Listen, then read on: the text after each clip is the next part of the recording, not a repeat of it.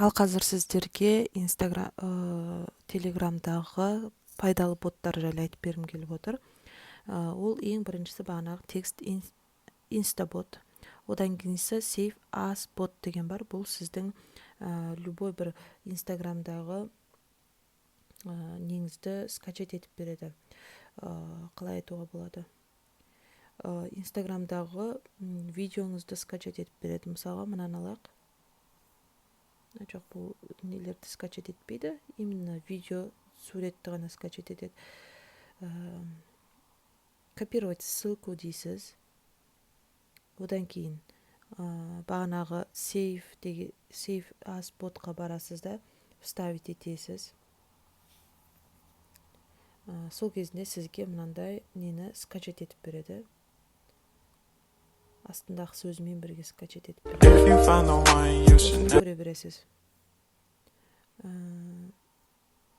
Ары қарата бұдан кейінгісі штраф и налоги деген бар. Ол мынандай штраф KZ бот деген, имя пользователя деген жерді көріп тұрсыздар ғой.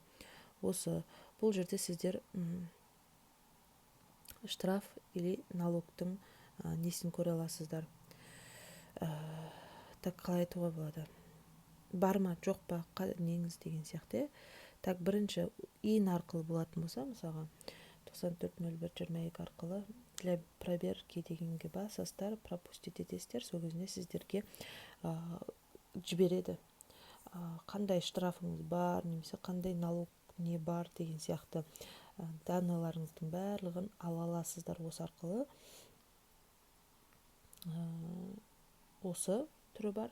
Одан кейінгісі АО Қазпочта деген бар. Бұл міне Қазпостбот деген.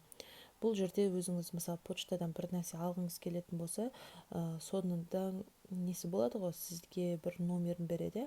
Сол номерін осы жерге жазсаңыз, қай жерде келе жатқанын қадағалап отыра аласыз, және де осы арқылы негізі төлемдер жасауға болады дейді, бірақ мен оны істемеймін. Одан кейін егов бот деген бар.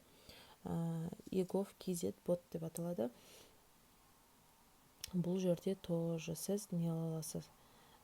Так. Бұл жерде сіз тоже өзіңіздің неңізді, қалай дейді, қазір Telegram жұмыс жасап тұрған жоқ қой деймін, неңізді ала аласыз, қалай айтуға болады. Через ин арқылы адресная справка, там тағы судимость туралы справка, мыналарды осы жерден ала аласыз. Одан кейінгісі здоровье деген Здоробот деп аталады. Бұл жерде сіз неңізге байланысты ала аласыз. Бір белгілі бір менде Telegram жұмыс жасап тұрған жоқ.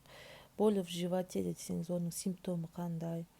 Одан кейін, в общем, денсаулыққа байланысты нәрселерді, ақпараттарды ала аласыз. Одан кейін текстограм бот деген бар. Бұл жерде сіз текстограм бот арқылы, мына жерде көріп тұрсыздар ма, текстограм. Қайырлы таң десем, қайырлы таң, күндеріңіз сәтті өтсін дегенде, күндеріңіз сәттілік деген сияқты мынандай басқаша шрифттегі нелерді жасап беретін болады. Одан кейін Gmail бот бар. Бұл Gmail бот арқылы сіз өзіңіздің Gmailыңызға келген SMS-терді алып оқып отыруыңызға болады. Все, бот осы негізгілері.